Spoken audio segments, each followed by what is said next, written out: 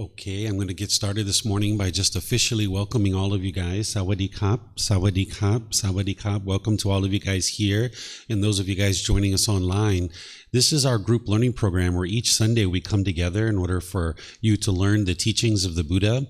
We use this first book of the book series as our guide for this particular course, where each Sunday I go chapter by chapter in this book, helping you guys to understand the path to enlightenment in developing a foundation in the teachings of the Buddha.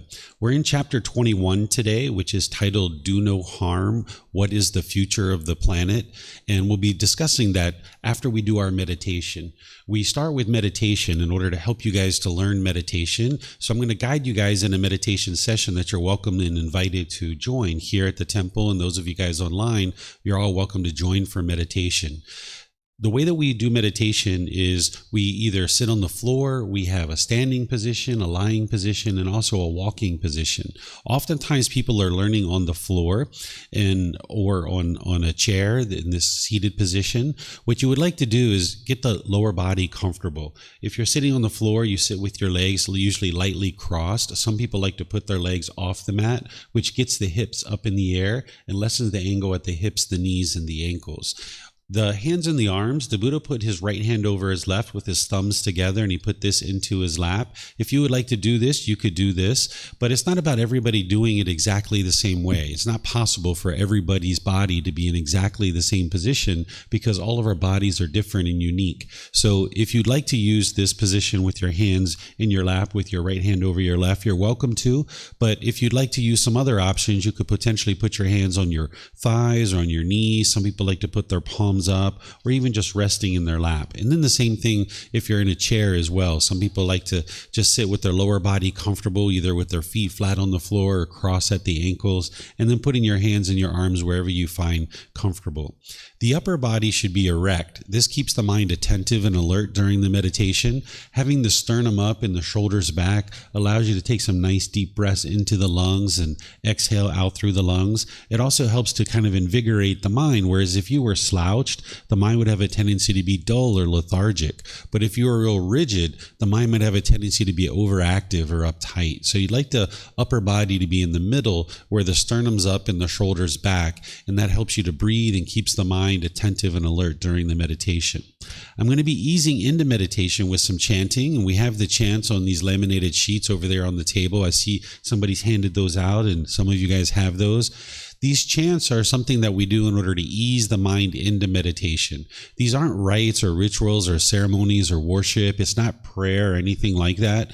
During the lifetime of the Buddha, they used chanting as a way to commit the teachings to memory. When he was teaching, it was all oral. So the way that they would remember his teachings was to recite them every 2 weeks. They would recite them orally in order to commit them to memory. It wasn't until after he died that they actually wrote the teachings down.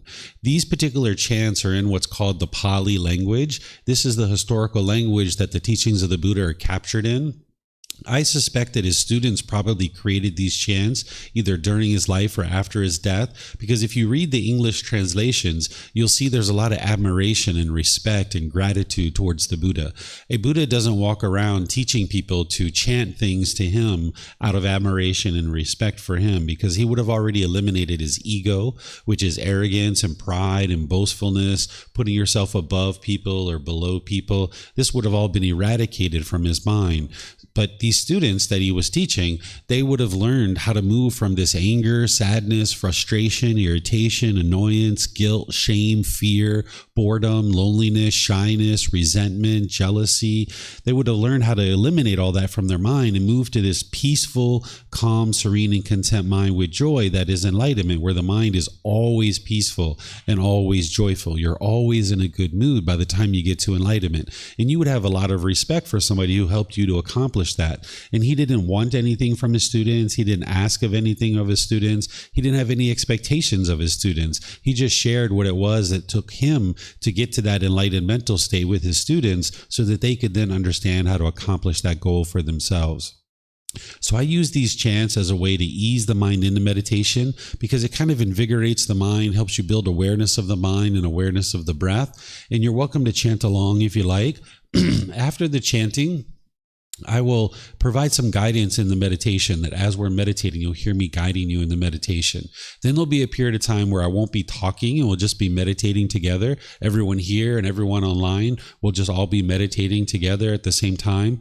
And then we'll come out of the meditation with some more chanting. And then I'll go from there to start our class and teach you guys the topic today, which is doing no harm. What is the future of the planet? So if you'd like to join for meditation, make yourself comfortable. And if you'd like to join in the chants, you're welcome to. You might even just decide to close the eyes and start breathing in through the nose and out through the nose if you're not joining in the chanting.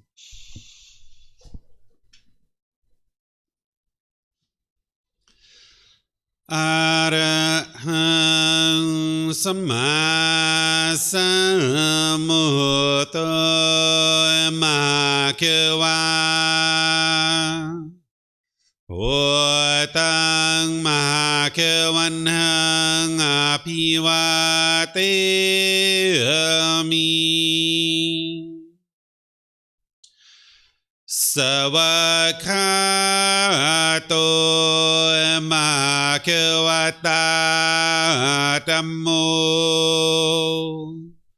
Dhammang Namasami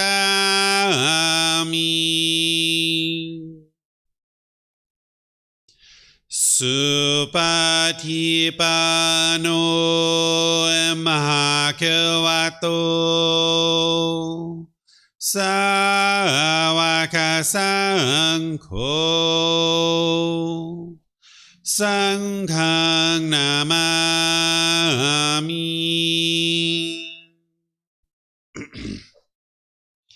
Namo Tassa Bhagavato Arahato Samma Sambuddhassa Namo Tassa Bhagavato Arahato Samma Sambuddhassa Namo Tassa Bhagavato Arahato Samma Sambuddhassa Iti pisu Makewa Arahang Samma Sambuddho Vicacaranang Sammuno Sakato Rokawitu Anutero Purisa Dhamma Sati Satatawa Manusanang Oto Bhagavati.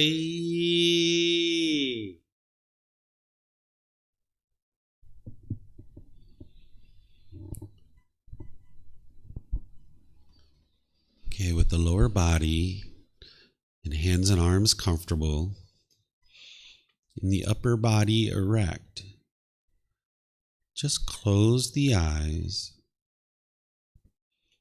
and start breathing in through the nose and out through the nose. Here you're just looking to establish the breath. A nice, natural, steady, consistent breath.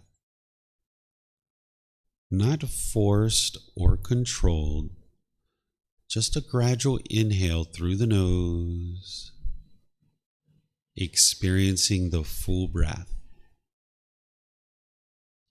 And then, whenever you're ready, exhale out through the nose.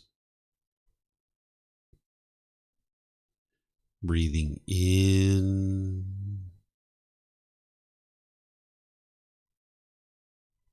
and out. Breathing in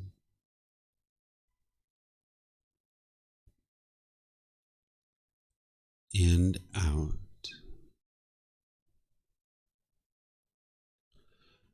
Your breath may not match up with the guidance that I'm providing, and that's okay. This is your practice.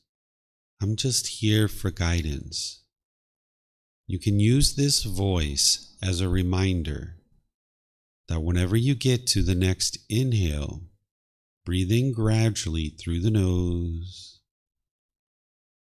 developing a nice, natural, steady, consistent breath. And then, whenever you're ready, exhale out through the nose, experiencing the full breath. Breathing in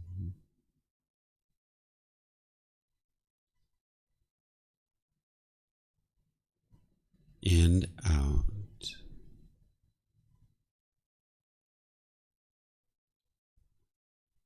Breathing in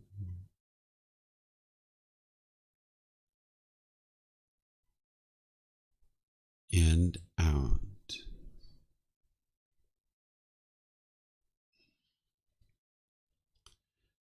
With the breath well established, start fixating the mind on the breath, either the sound of the breath coming into the nose or the sensation of air moving over the skin into the nose.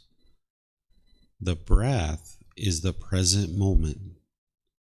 Fixate the mind on the breath, the present moment.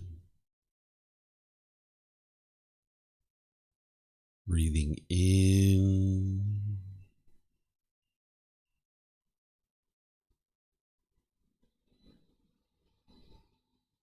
and out.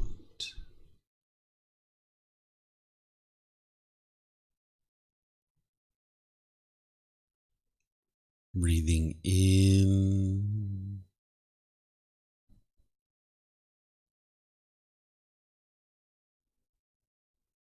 and out.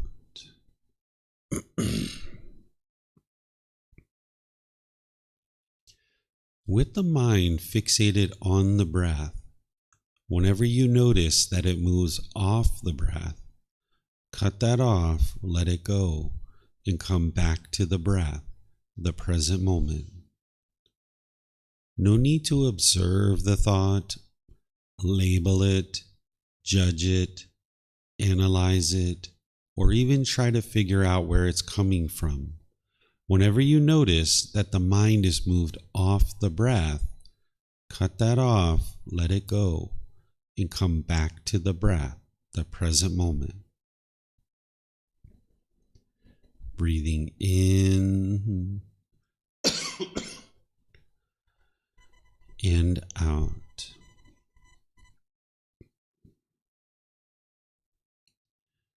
Breathing in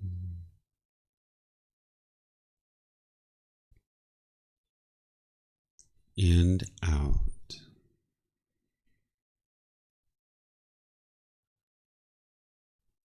I'm going to be quiet now and let you do this work of focusing on the breath, cutting off and letting go anytime the mind moves off the breath. You have nowhere to go. There's nothing to do. No one needs you right now. This is your time to focus on the breath. Breathing in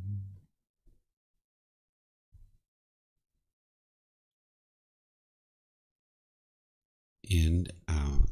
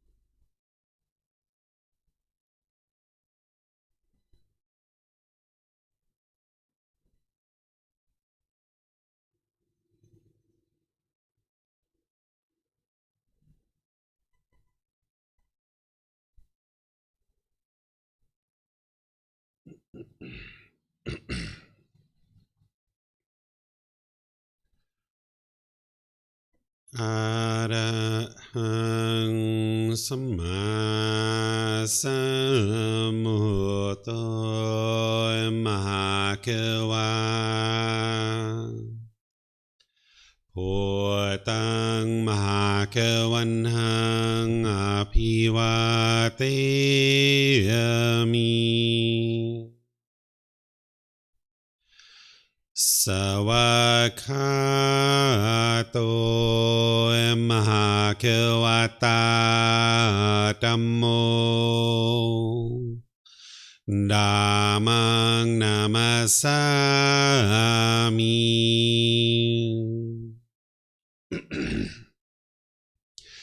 สุปฏิปันโนมหาเขวโตสาวกสังโฆสังฆังนามามิ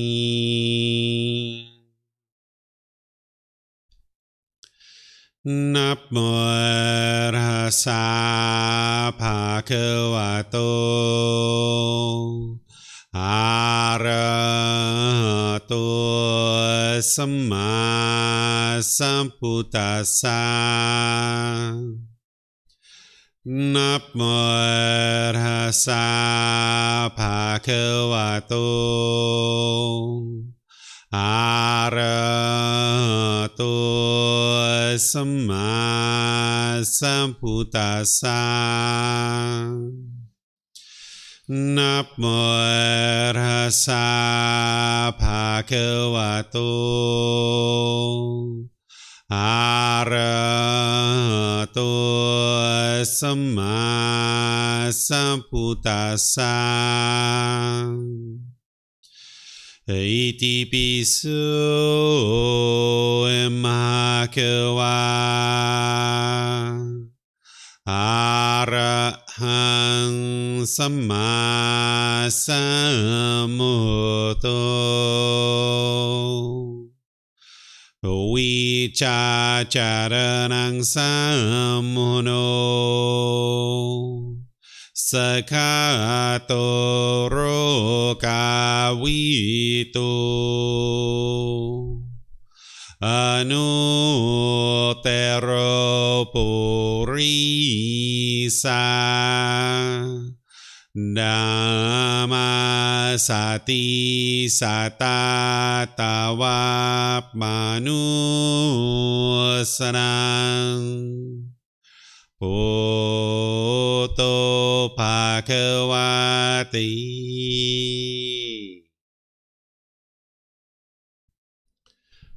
If you guys would like to slowly make your way out of meditation,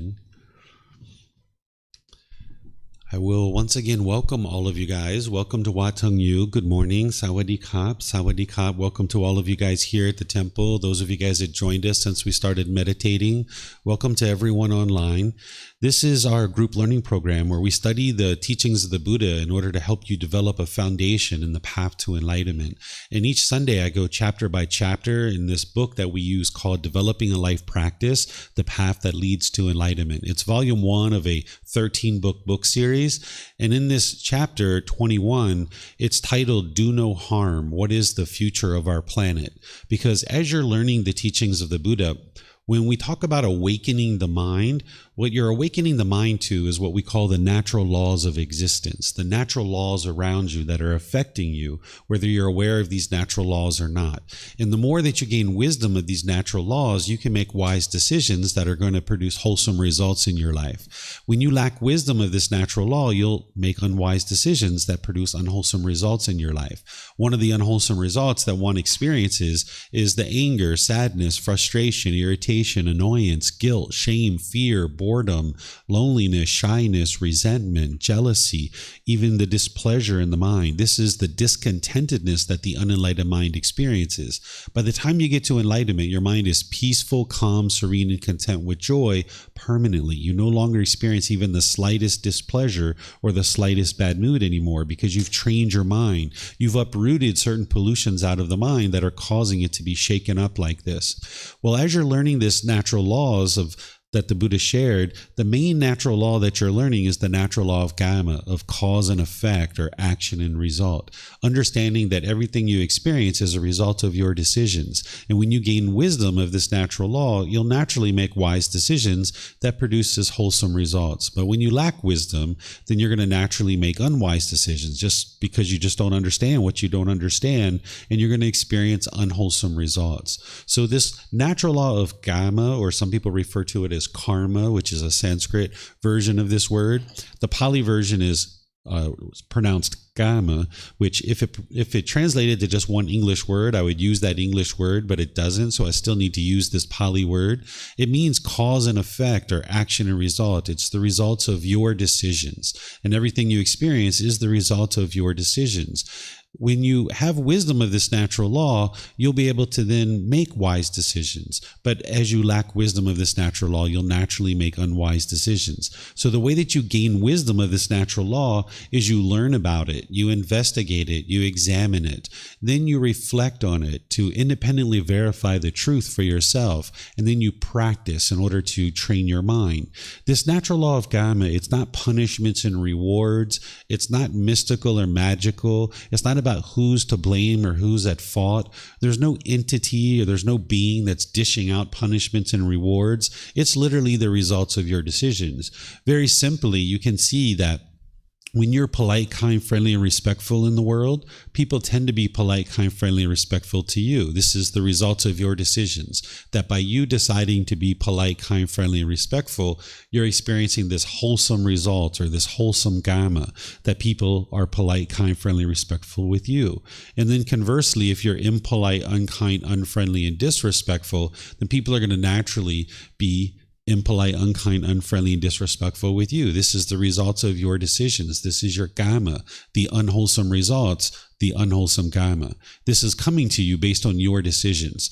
So as you're moving to this enlightened mental state, you're awakening to this wisdom. You're moving to this higher consciousness, or this higher mind, where you understand these natural laws, and now you're making wiser decisions that are going to produce more wholesome results in your life. And as you're moving to this higher consciousness, one of the things that a being might be interested in thinking about is the planet, and how we interact with this planet, and how our decisions impact the planet and the environment that we live in.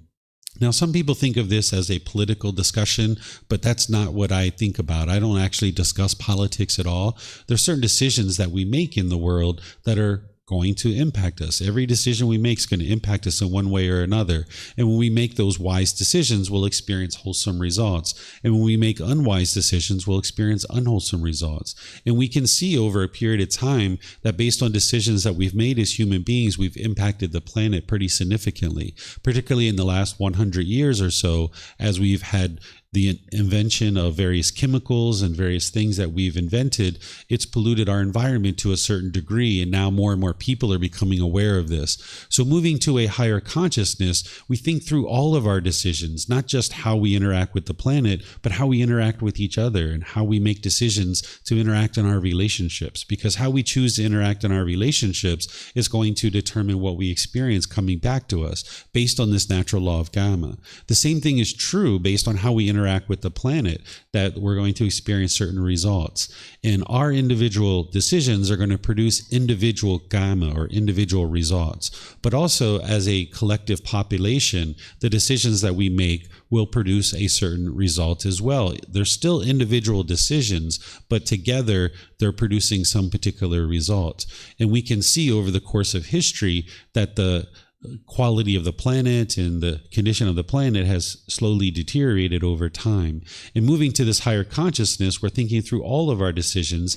And this is a chapter that I share with students in the book in order to help people to start thinking about, if they're not already, about how you interact with the planet. When I teach this particular topic, I don't typically teach you what I have in the book. I'll share a couple of things with you that I have in the book, but usually what I do is, instead of me teaching you the way I normally do with all the various chapters, is I just kind of open this up as a discussion for all of us to interact and talk and discuss things that we've been doing in order to help improve the way that we interact with the planet. That way we can walk away from our conversation with having heard some things that other people are doing, and then that way we can become better informed, and then we can actually start making wiser and wiser decisions. So what I'm going to be doing here in a moment is opening up to a discussion with those of you guys here at the temple and those of you guys online, where you can perhaps share some things that you're doing in order to interact with the planet in wiser ways that produces more wholesome results for you. In that way, as I mentioned, we can walk away with having heard some different thoughts and different ideas of things that people are doing, and maybe there's some really easy things that we're not doing right now that we could hear an idea or suggestion from someone else, and then this might be something that we decide to incorporate into our life in terms of wisdom, in terms of wise decision making that then helps the planet. So as I researched for this particular chapter in understanding the planet, I looked across many different sources about what scientists were saying and what they were saying the solution would be for us to improve the results that we're experiencing based on the planet. And something that I saw as a common theme across all of these different research is there was two things that people suggested that as an individual we could do in order to improve the health of our planet. One, they said that we could get to a point where we eat all of our food. That right now there's a significant amount of food that's wasted in the world. They quoted a 40% number, that in the USA, there's 40% of all food that is produced is actually wasted.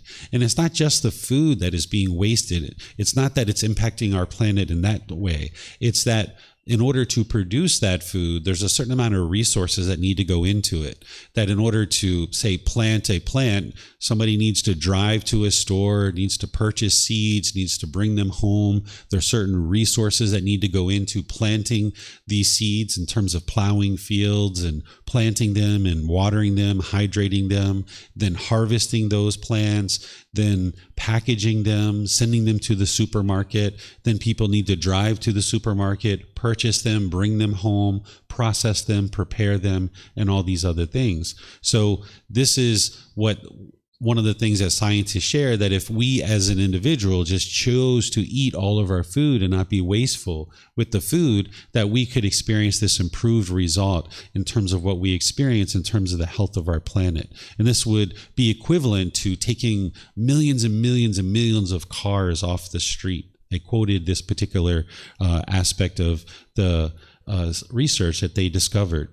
So this is something that each individual person can choose to do as an individual, is practice to the point where we're not wasting food. And this will help our environment to be more healthy, and we can see the improvement to the condition of our earth. So there's various things that people can do, and you might be doing certain things as well.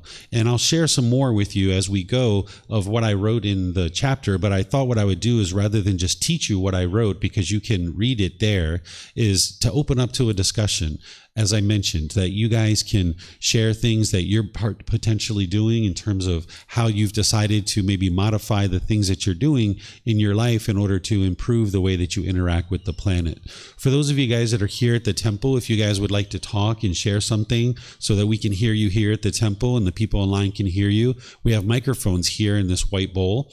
That if you get a microphone, there's a gray switch on the front. You just press that, wait about a second or so. And then if you hold this up to your chin, we'll be able to hear you here at the temple, and they'll be able to hear you online. And then if you'd like to keep that microphone with you and then just pass it around to the people around you, we have plenty of microphones to be able to share. And then all of us can be able to be heard online and then here at the temple. For those of you guys that are online, you can share your thoughts by putting your comments into Facebook, YouTube, or Zoom, and I'll see those here and I'll be able to read them, and then that way we can all understand and hear what it is that you have to share. And for those of you guys in Zoom, you can electronically raise your hand, and then from there you can open up your microphone and we'll be able to hear you here at the temple. So is there anybody who would like to share some thoughts about what it is that you've been doing in order to help interact with the planet in a more wise way that produces more wholesome results?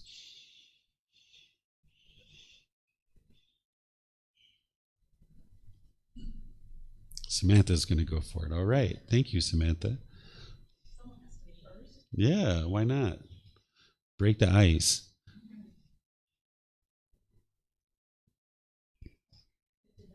No batteries? There's some other ones there if somebody needs that mic. Good morning.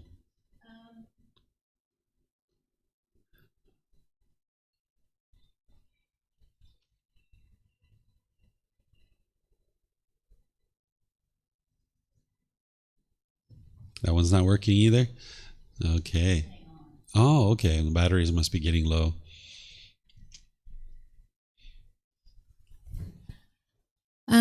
I found that since I've moved here to Thailand, it's a little bit easier for me to be, I would say, kinder to the planet in that my life is a lot simpler. So I have a much smaller space that I live in now. So I'm very conscious of when I buy things, if it's something I really need, if I have the space for it, if I'm going to use it regularly. I don't buy things now that would be more of a one-time use, say for a project or something like that. I also, I think as many people do probably, am more aware of my clothes. So I kind of wear the same things over and over again. Or when I do buy something, it tends to be secondhand. And I think the biggest thing that I've done since I've moved here is I use my vehicle a lot less. There's a lot more walking, and if I do have things that I need to do, I tend to do them all in one day so that I just have one day of driving, get everything done, and then kind of leave the rest of the time to not using my car. Wonderful. Perfect. This is great. Kind of like downsizing. So this not only helps with the environment, but also helps with craving, desire, attachment too. So you don't have as many things to be attached to, right? Yeah, perfect. Well, thank you for sharing. Is there someone else who would like to share? This is very different than the way I usually teach, right? I usually teach and teach and teach, but now I'm flipping it over to you guys to share your thoughts.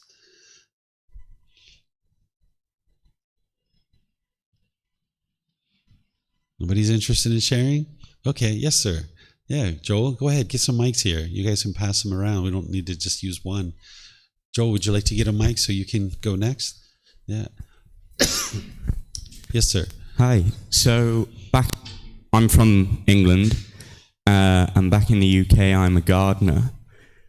And over the years, I'm quite a bit younger than the people I've worked with before, but there's been this tendency to use a lot of herbicides and pesticides and things like that.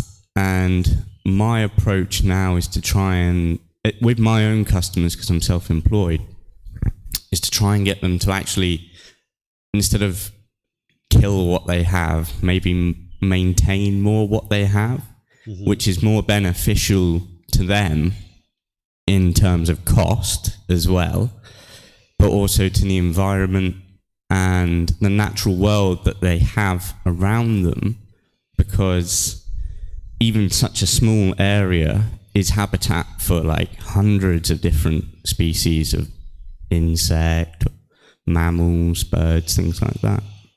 So yeah, in my day-to-day job, I suppose, I'm always trying to stay conscious of the fact that this whole shred and burn mentality of people's minimal space in a lot of cases with what they have for an outside area isn't going to benefit anybody over time by just ripping things up, taking things out, paving things over. Yeah, so that's kind of what I feel, and I feel we need to take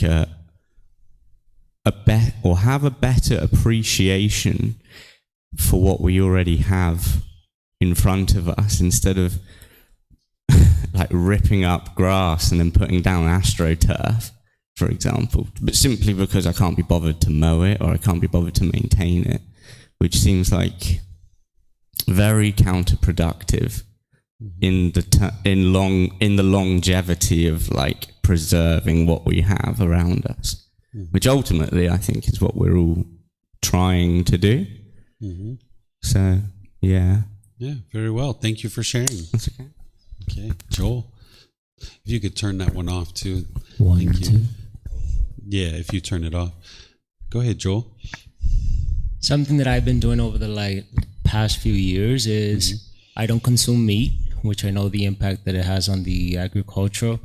I also try to be more conscious on the products that I buy, whether the corporations are using biodegradable products in their bottles or using less plastic. Try to support the local markets, the farmers markets, buying fruits and vegetables that don't come packaged, that are local and seasonal. I also try to support local vegetarian restaurants. The clothing too, I like cotton, not to support these corporations that are also using machineries and labor. I haven't been driving in the last 7 years as a traveler, so I think that also helps the impact on the planet. What else? So plastic, try to be more like, if I order something, try to eat it there, so that, because I know they usually give plastic or bags. I carry my bag. So if I buy something, I just put it there. I ask for no plastic.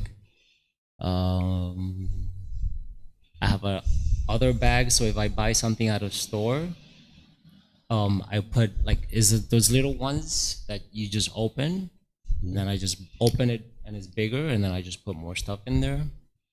What else? Fruits. Yeah. Support local businesses that I feel are doing more conscious and investing on their employees, their planet.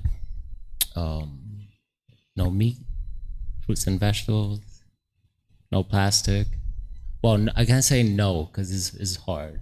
I try my best. I do, to be more mindful of it. And water too. I try to take not so long showers, although I do like to shower like 3 or 4 times, and maybe I sing in the shower, so maybe I need to work on that one. What else can I say? Yeah, I try to electricity too. I make sure everything is off before I leave something. And now that I'm working as in a school environment, I try not to print stuff. So if I can just show things that are even pictures or words, instead of having to print all the time and use paper, which is very useful, but I try to cut that out and see what other ways can I maybe write it on the board or use PowerPoint, instead of having to print, which, yeah. Very well. I know there's probably others, but right now, on the spot.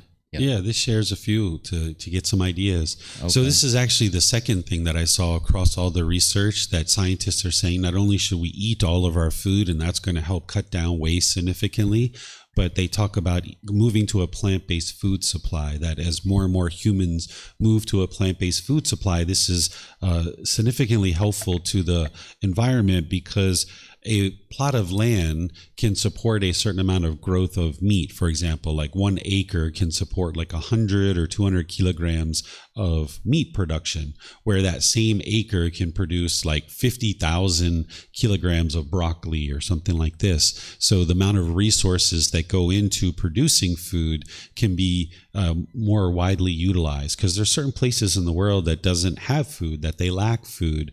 And they were quoting across different research that not only should we eat all of our food, but if we move to a plant-based food supply, this is going to be very helpful for the planet, because we can produce more food, we can essentially produce more with less resources, and we're not causing the harm to the environment through farming animals. So these are the two things that across all the research, there was different ideas and different thoughts that the scientists were sharing, but these were the ones that they all agreed on across all the research that I looked at. So thank you for sharing those, Joel. Anybody else would like to share? Remember, those of you guys online, you're welcome to share as well. Yes, ma'am.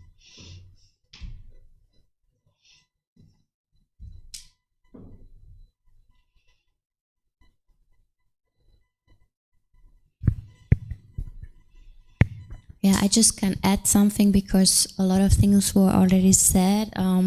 For me, it's really easy not to consume much, so it's not like something I need to train. So I was in India and I studied Ayurveda, and I think it is also like I really relearned there that it's so important also not only for the planet and also for ourselves to eat local and seasonal. And when I'm back in Germany, I will try to do that because I'm attached to watermelon or stuff like that, or strawberries in February, and it's not like natural. And you have to bring all the stuff to Germany, and it would be better for the planet just to eat, okay, in February we have apples, then eat apples. And just to get back to nature and eat the stuff which is there for that time. I think that would be good. When I look to my grandma, she's in the garden and she eats what's out of the garden. And then in winter, there is garbage.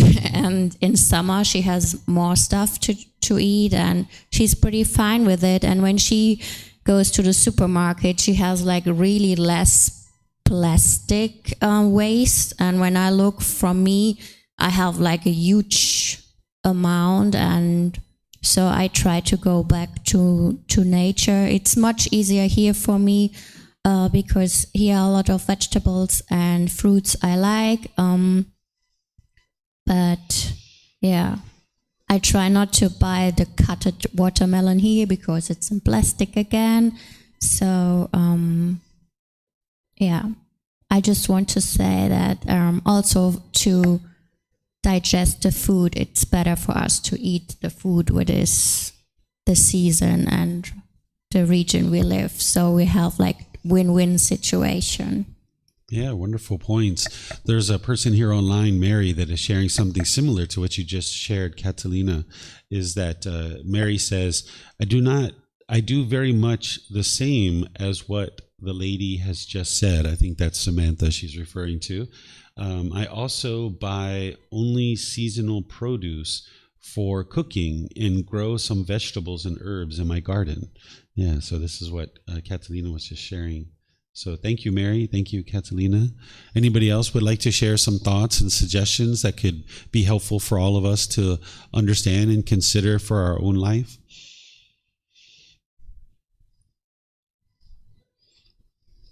Okay, I'm not seeing anything.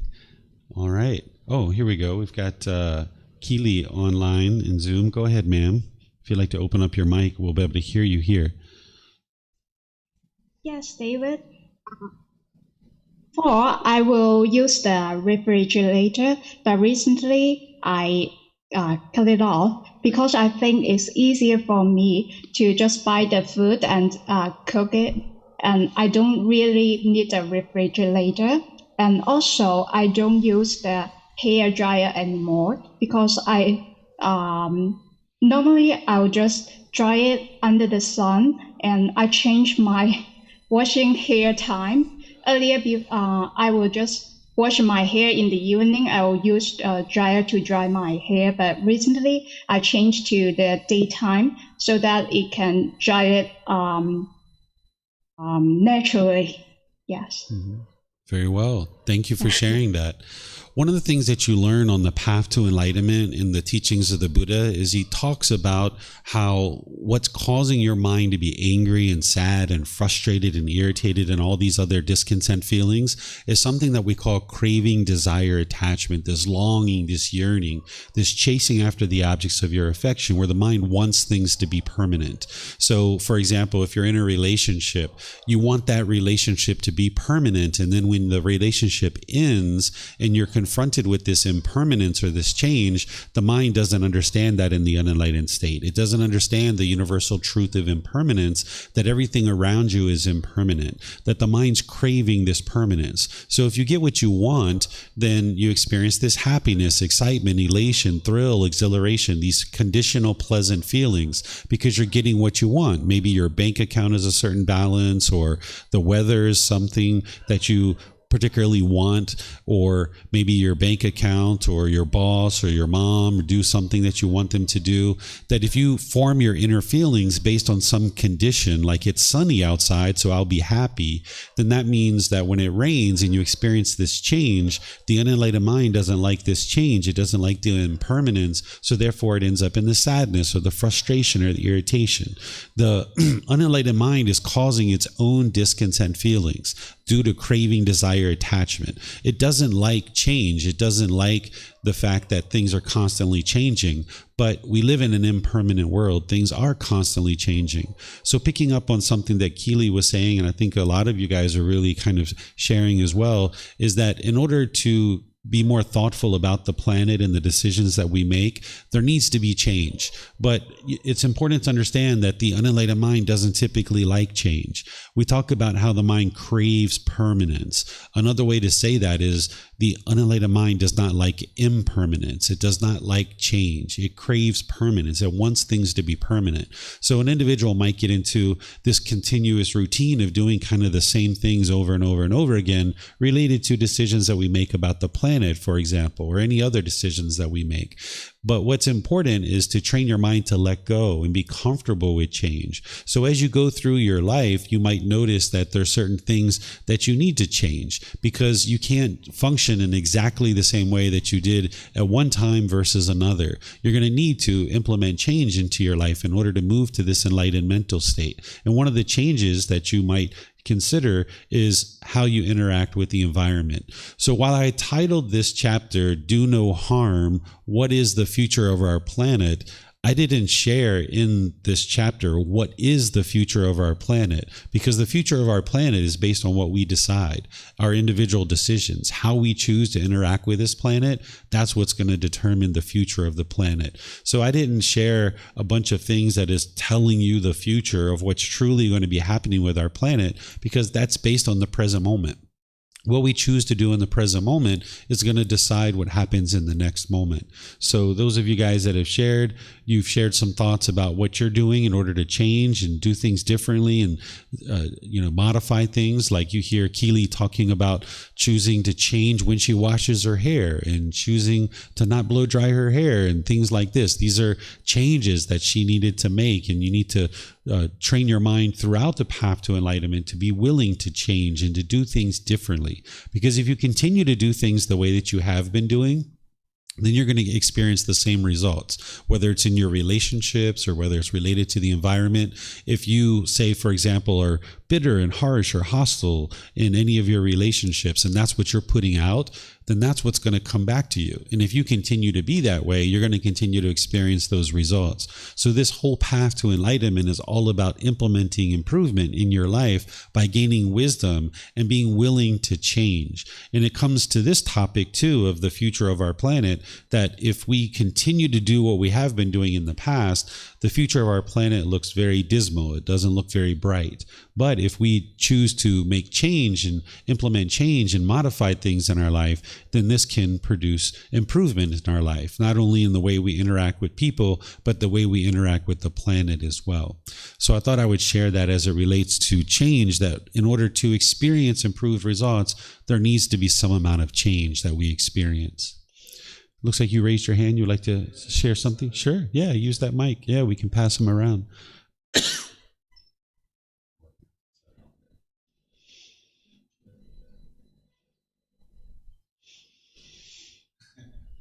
Hi, I'm Jack from England. I just want to add. I do a lot of things that other people say, so I don't want to repeat repeat the same stuff really.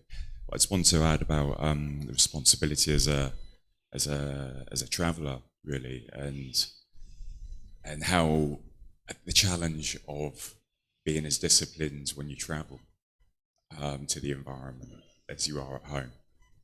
I think it's quite easy once you get into a routine at home, and if you're reasonably conscientious, and there's so much information now in the UK about how to, whether it's gardening, likewise I'm a gardener, so whether you're a gardener or whether it's plastics or riding your bike more and driving less and things like that, it's quite easy to if you think that way and feel that way anyway, to lean towards it. If you really want to, you can make that a part of your an integrated part of your life, I think, and you feel the benefits yourself as well. It's not just what you're giving to the environment; it's what you get back from it as well. You feel like this is a good thing.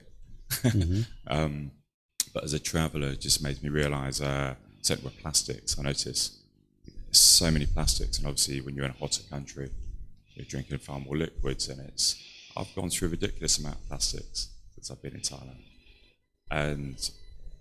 but I don't want to drink water that's not from a bottle. So that's been a challenge, and things like where I've given to businesses, which is great. You're helping support local economy, but I noticed there's a women's prison here in Chiang Mai, and they retrain people with whether it's food, learn how to cook, massage, working with silks, working in lots of different areas, retraining and then helping these women to reintegrate into society.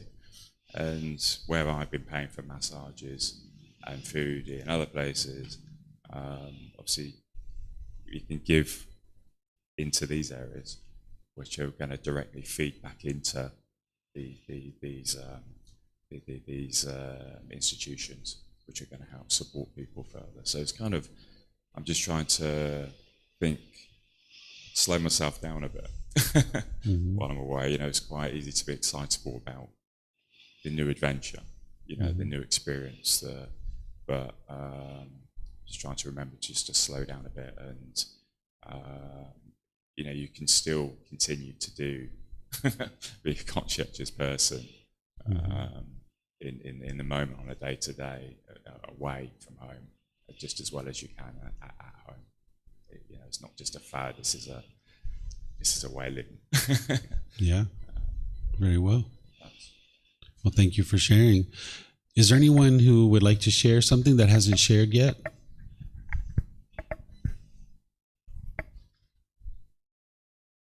Okay, I'm not seeing anything online.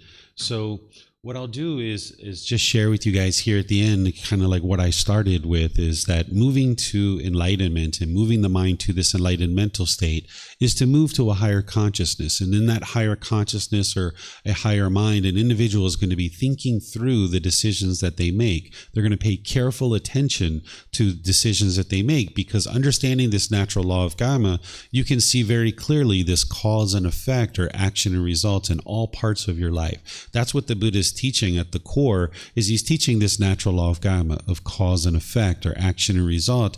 Everything we decide is going to have some result or some impact. And when you see that related to your personal life and your personal relationships, you can also see that that is true as it relates to your relationship with the world in terms of the environment and how we interact with the environment. So as you move about the world, it's very wise to think about how we interact with the world. As new things come about, as new technology, as we gain more wisdom, we can improve our decision making. Rather than be averse to change, we can embrace change and see it as something that's helpful, and that we can embrace this change and this impermanence and understand that, yes, that we can do things differently, and this is okay, that we don't need to stay doing the way that things that we did in the past. So this is something for you guys to think about. You can read the chapter that I wrote on this. This is volume 1, chapter 21. You can get these books by downloading them for free from our website, which is buddhadailywisdom.com. You can take them and go print them if you'd like. You can get printed versions here at the temple by just reimbursing us for the printing cost, or you can order them on Amazon. They're there as well.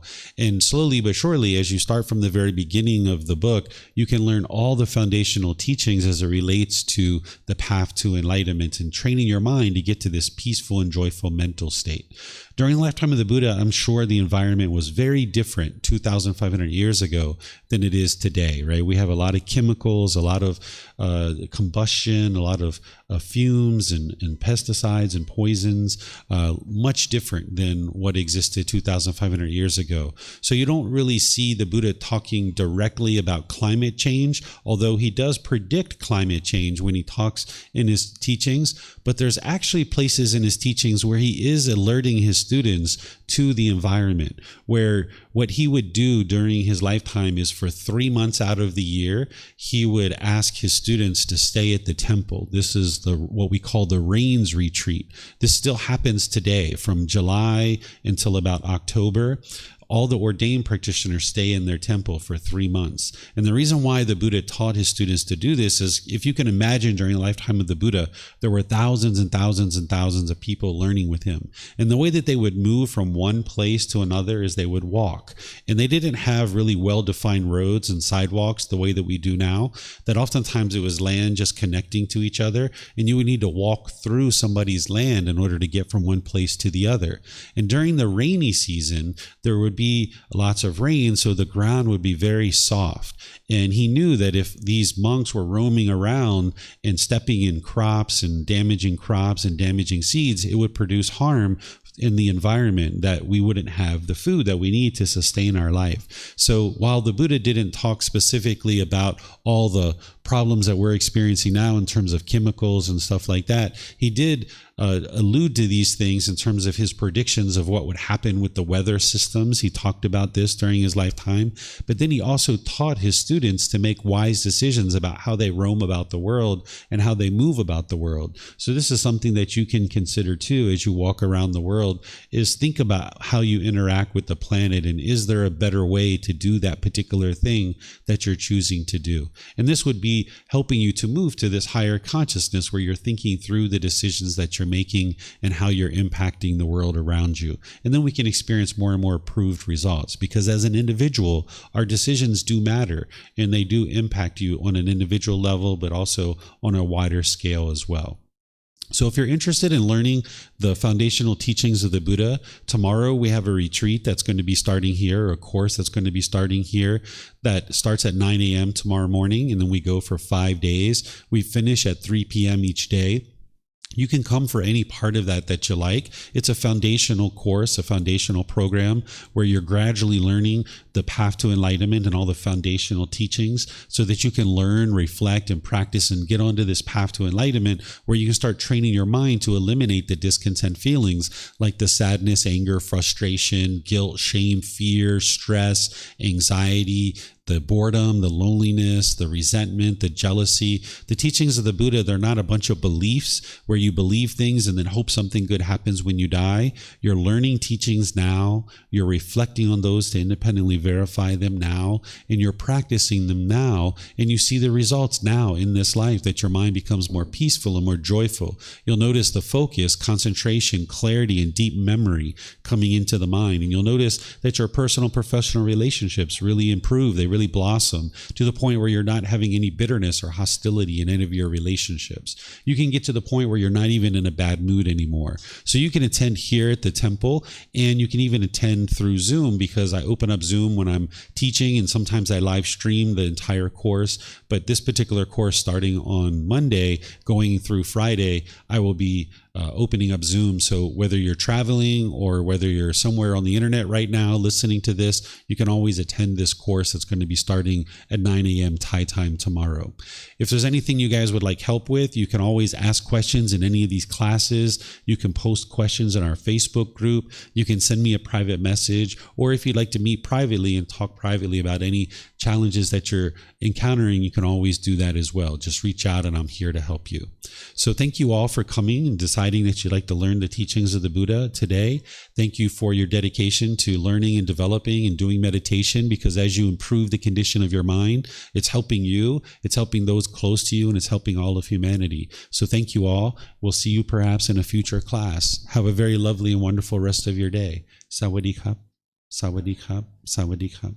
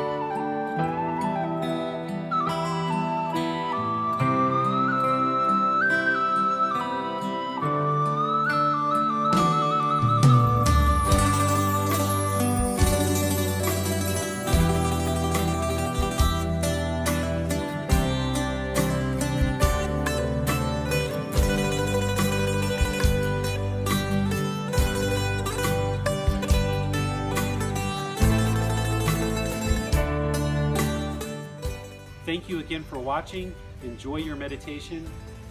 Look forward to seeing you online and answering any questions that you might have. Thank you so much.